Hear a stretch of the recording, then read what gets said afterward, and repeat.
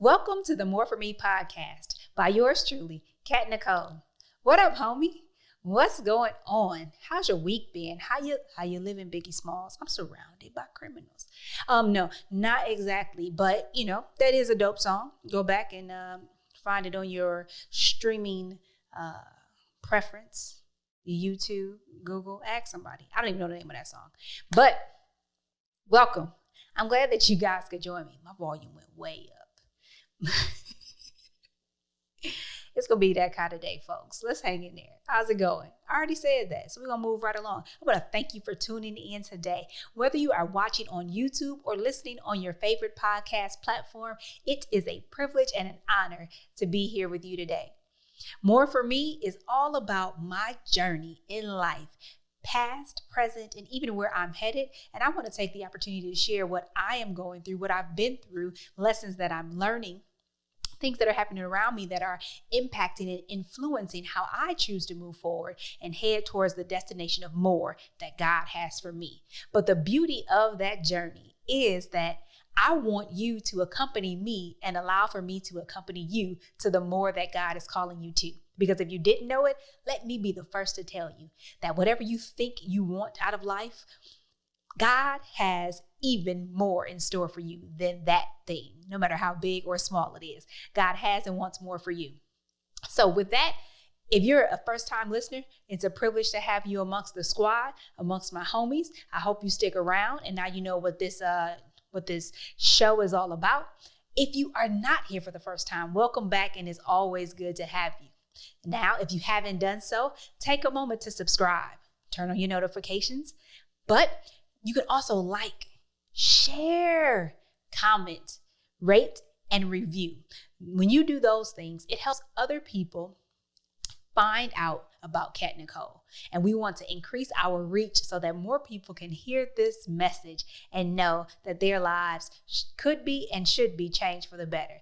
And they can do that right here, picking up some of these nuggets, taking on some of these challenges, and walking towards that destination of more and getting better in everything that they do. Now that we get that all out of the way, you've subscribed, you're like, yes, I'm going to like, I'm going to comment, I'm going to share. You're going to do all that stuff. And I want to thank you for that. But what do we have this week? Episode number 16. I love it. I love it. Let's keep on climbing, keep on doing this. Released every Tuesday, coming to your eyes and ears, from my heart to yours. And this week, we're going to talk about something that I've been pressing through, and I would say it's definitely been heavy the past quarter of my life, if you will. And that's really just trying to enjoy life. I would definitely have to say that I, for a good minute, actually didn't really focus on enjoying life. And I began to see life as like being really focused, and I have the ability to have tunnel vision where I zoom in on a thing and I just focus on it and I give it all that I have. But with that focus at times, I become so focused and I can't see anything else around me. I wasn't necessarily enjoying things. So I have this schedule that I try to stick to, but my schedule and the task or the thing that I'm trying to accomplish at said time, it kind of becomes just it. I lose sight of why, I lose sight of the purpose, and this thing begins to drive me. And so I am literally moving through minutes, hours, days, even weeks, months, and years, just trying to get to that goal. And that's not exactly fun. I'll be the first to say, I do like accomplishing things and feeling like I'm making progress, checking things off the list, but God wants us to enjoy life. And so recently, I really kind of had this opportunity to take a step back and say, there's got to be more, right? There's got to be more. And so some of the things that I did to figure out, well, how do I get to the point of saying that there has to be more, and realize that I was kind of in the hamster wheel and this vicious cycle and not really enjoying life. Well, I actually started to take more time to evaluate what was happening around me, not just the outcomes, but the process, the journey. And it also allowed for me to to reflect upon those things. So I began to evaluate, reflect, and then I began to shift and change some things around me because I wasn't comfortable. I didn't like what I was seeing and or experiencing. And of course, this is in hindsight because I'm reflecting, I'm evaluating. But in doing so in this season, it's allowed for me, truly, guys, to become more flexible and responsive to change. Change is always happening. It's always around us. But you have to make the best of change. Like, change is only as bad as you make it. And so with that, I won't necessarily say that I'm more open and welcoming to change. Like, bring it on, more change, more change. No.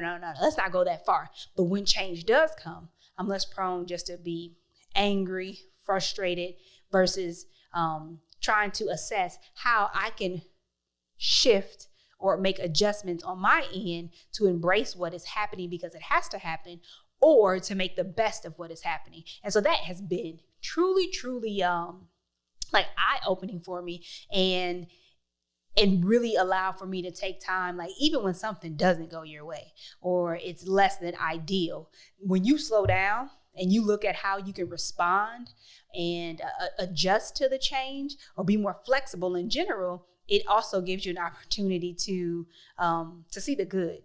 Because I believe that there's good in everything. And one of the biggest blessings of more for me, for me personally, has been the lens that I've begun to look at life through, where I previously could look at a frustration and just see that thing as that.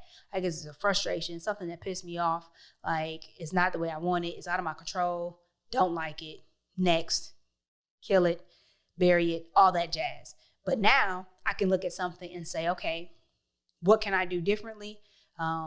What is the bright side of this thing? What's the positive? What's the good? And how can this thing make me better? And that's really how we get to, I keep hitting the microphone. And that's really how we get to looking at every opportunity as a chance for us to get better, be better, and do better in that moment, and especially for the moments to come. And so it's been really, really big for me. And even so much so that once I started practicing and exercising this flexibility, kind of calm down, be reflective and flexible and open to change. Once I started exercising this muscle, it's definitely getting stronger, and it makes me want more of it, and to be able to be more nimble and flexible and Gumby-like, if you will, and ebb and flow, making the best out of life. And so today, this has been so, I would say, life altering for me, that I wanted to take the time and share with you guys the 5 things that I believe will assist you in positioning yourself to not just live through the moments, but to enjoy the moments, to not just make it through life. Like, oh, I just need to get to the end of this week. I just need to get to the end of this day. But no, enjoy the moments, enjoy the days, the minutes, the hours, and enjoy life. Because that's what God wants for us. He doesn't want us just to be here and grind. But life is about enjoying this journey that we're on as well. So let's roll with these 5 points and see what we have here and how we can be better, do better, and get better as we learn and are exposed to some different things, and in some cases reminded of some things that we can just make sure we're consistently implementing into our lifestyle. So one of the first things that I did, and I recommend for you, is to slow down. Our life is so fast paced. And I talked about it last week, man, how time just flew by. We're in the 4th quarter, like time just flies. Whether you're having fun or not, time is going to fly. It's going to move. But we have to be willing to slow down. It doesn't matter what our neighbor, friend, boss, life puts on us or requests of us. There still needs to be an opportunity to slow down.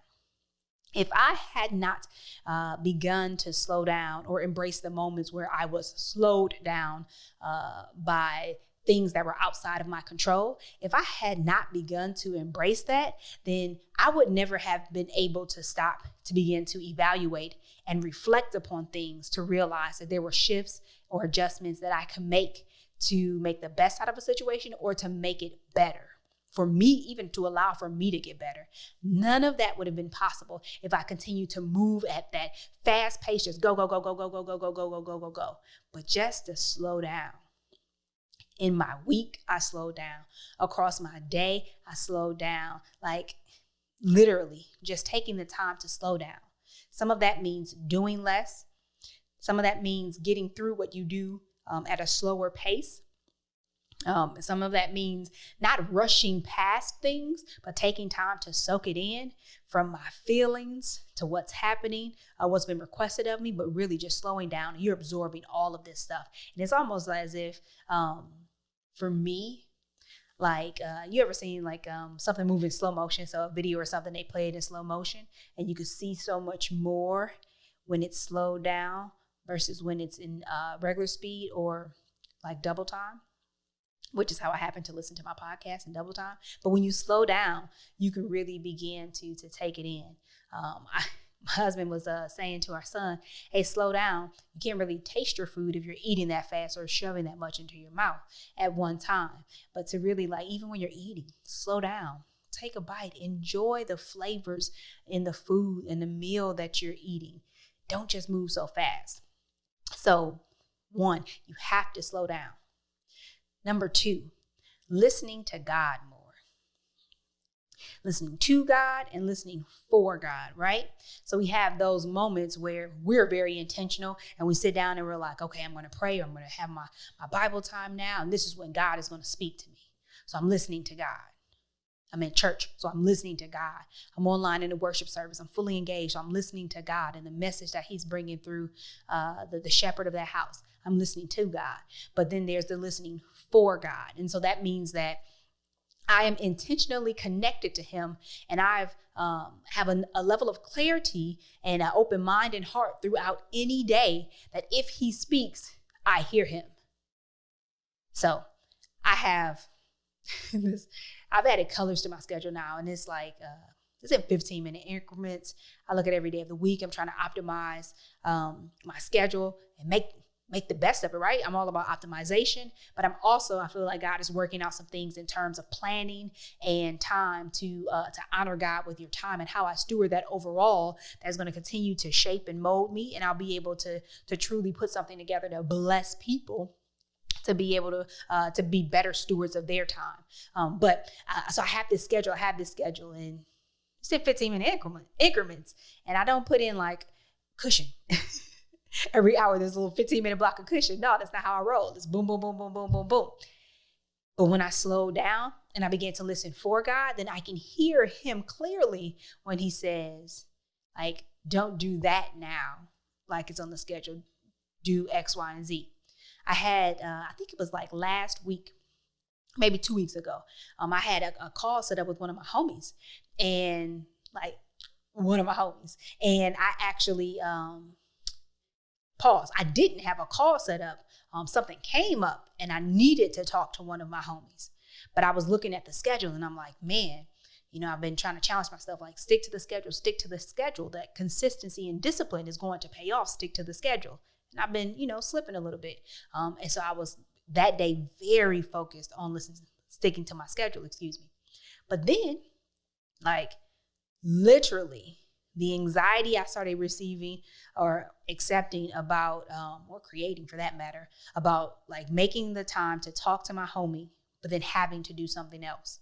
Do you know that literally me, like, okay, I know I need to do this. And I slowed down enough to acknowledge that, hey, I need to address this and I can't just push past it.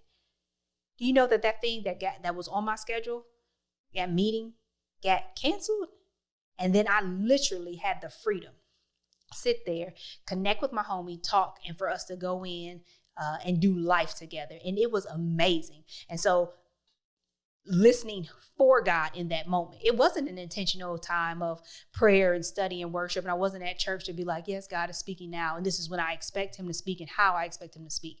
But being, having clear enough mind and heart and slowing down, then I could hear God. So listening for God, that's something you definitely want to do, because he will help you. Literally, the Holy Spirit is a helpmate. God will help you get through the moments and the days and navigate them in a manner where it's optimal. So got an example for you, right? The tithe. If you're not familiar, the tithe is something that the Bible speaks to, and it's 10% of your increase. All of your increase should be given to God. And by giving, let me scratch that, should be brought to God because it all belongs to him. So 10% of your increase, all of your increase should be brought back to God. And so if you attend a church, your local church, wherever you're being fed, that will be where you take that or bring it back to God. And so with time, it works the same way in terms of when you give that 10% to God, one would think mathematically, I'd be able to do more with 100 than I can with 90. So why give God the 10? Well, spiritually, God says, bring to me what is mine first, and I'll bless the rest of it. And so that's the same thing with your time, with your schedule. As you listen for him, that God is shifting and moving. And what I have seen in my schedule is that bringing to him first and also listening for him, allowing to come in, that only God can do what God can do. Man, that's the short of it. I was going long there, reel it in. Only God can do what God can do. And so when I listen for him and I obey, he does something that I would not have been able to do with what I deemed as control that I was exercising in whatever given situation or circumstance. But listen for God, because only he can do what he can do. And that will always supersede, outproduce, outwork, outsmart, out everything, whatever we are thinking of. Number 3. So that third thing is calibrating and recalibrating on your why. Again, how are we in positioning ourselves to enjoy life, to enjoy the moments and not just push through, trying to get to the end, wherever that is. But you need to calibrate and recalibrate to make sure that if there's some adjustments that need to be made, you tune that in and it's in your heart of why am I doing this? Why am I going ahead with this pursuit? I know my end. What's your end? What's the goal? What's the call that God has on your life that you're pursuing? Where are you headed? My end, my goal is not headed to hitting that color-coded schedule without any mistakes and sticking to those 15-minute increments that I have 7 days a week. Like, that's not my goal.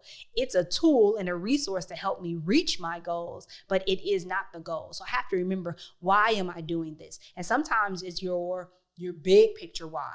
Sometimes it's literally just more minute and like a small task. Like, why am I literally doing this task or this thing? Why am I here on this earth, my purpose life? It can vary, but you always want to make sure you have a clear picture and understanding of what your why is, because that will help you remember, not just remember, but not to lose sight.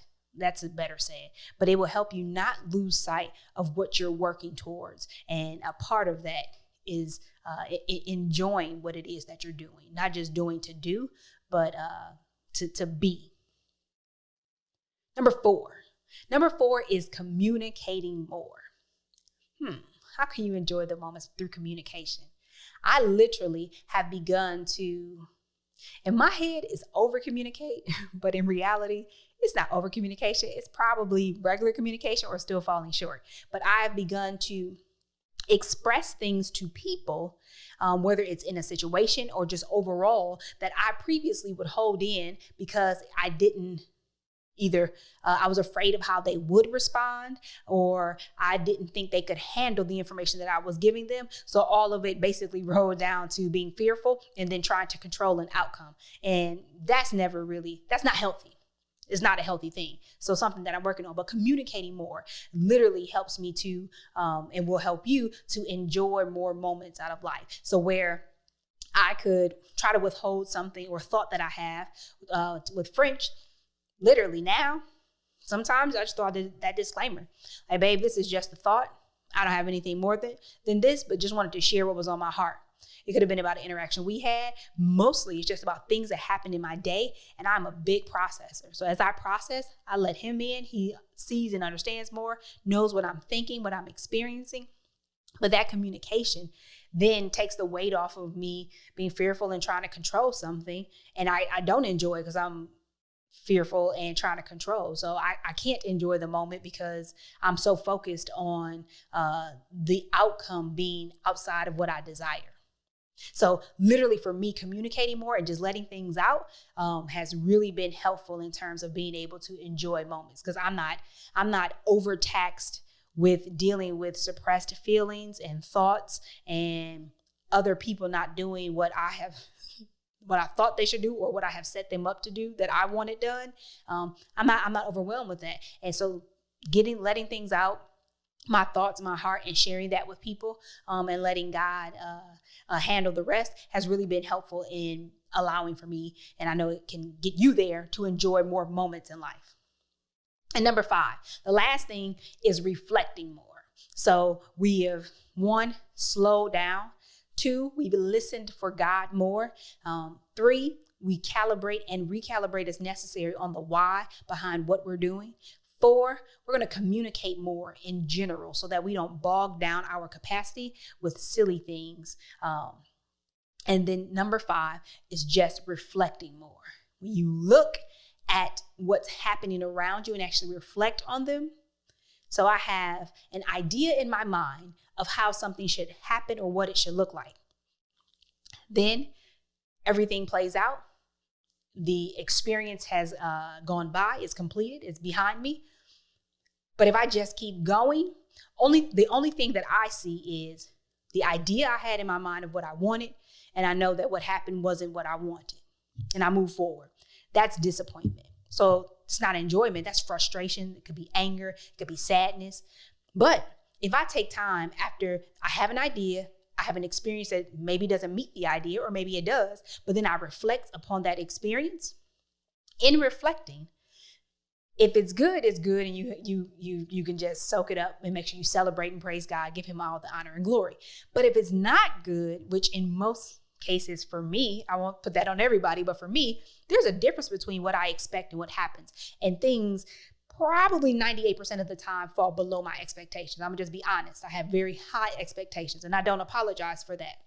However, more recently here, I have literally begun to reflect more so that I don't just go from what I wanted and what didn't happen. That's not where I leave it. But I look to say, let me find the good in it. How can I get better? What happened that was still something that's worthy of celebrating, giving God praise and honor for? Because there's something good in everything. Literally, there's something good in everything. And that reflection has made all the more difference. And so instead of me having frustration, anger, or sadness, these darker emotions and feelings, that I then can stop and land or end on something positive. Because in my reflection, even if it's just, hey, how I can do this better next time, that's still positive, because I know in the future it'll be better. So I am now like more prepared. I'm better than I was before. So taking that time to reflect has really been life altering for me and allowing for me to enjoy the moments. I really, really hope that you take these 5 things in and try to apply them, or make sure that you're consistently applying them. And I'm going to say them again for us. 1, slow down. 2, listen for God more. Not just when you think he should be speaking, but listen for God more. 3, calibrate on your why. Remember why you're doing something. 4, communicate more. Don't hold everything in.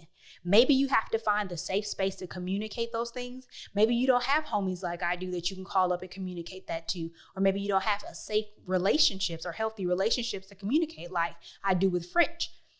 Journaling is a form of communication. There are lots of ways to begin to try to exercise that muscle, but definitely communicate more. And then 5, reflect. If you're not doing it at all, reflect. And if you are doing it, reflect more. Look for the positive. Look for the good in everything, because it's there. All right. So taking those 5 things and applying those, I can see it now. I can hear the testimonies, and I can't wait for you to share with me about how you're getting better, you're doing better, and you are literally blazing towards that destination of more that God is calling you to. Now, I would be remiss if I didn't say that this episode drops during the week of Thanksgiving. Yes, the week of Thanksgiving. And in general, it's a time where a lot of people, most people, are looking for and are encouraging each other to be thankful for something.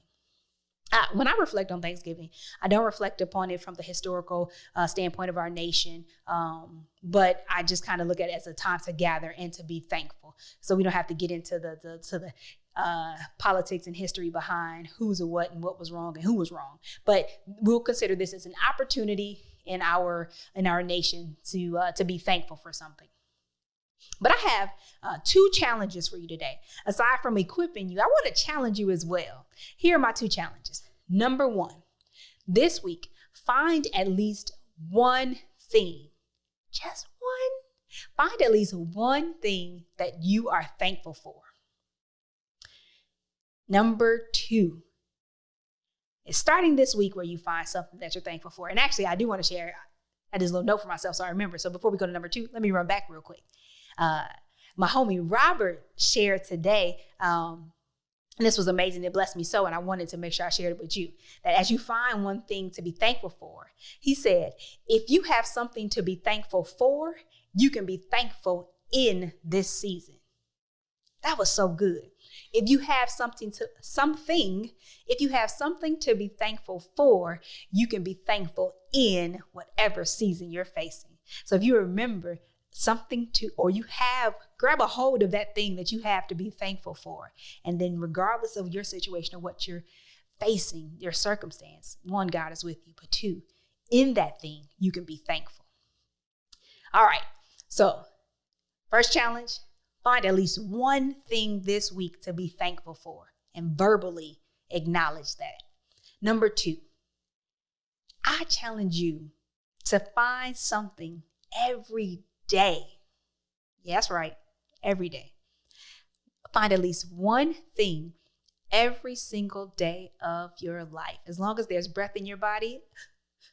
Yes. As long as there's breath in your body, find one thing that you are thankful for every day and speak it out loud. That one thing, at least one thing that you're grateful for. And I promise you'll feel a shift. You'll see a shift. You'll experience a shift. People around you will experience a shift in your perspective, your attitude, your demeanor. And it's just a positive outlook. So at this time of Thanksgiving, know that I am thankful for you, for tuning into this episode, for sticking to the end, for seeing it through, for joining me on my journey, and for just being you. I am thankful for you. So with that, thankfulness, it makes us a better version of ourselves. And when we know better, we can do better and just be better. Remember, God has more for me. God has more for you. Now let's get it. Take care. Oh, happy Thanksgiving.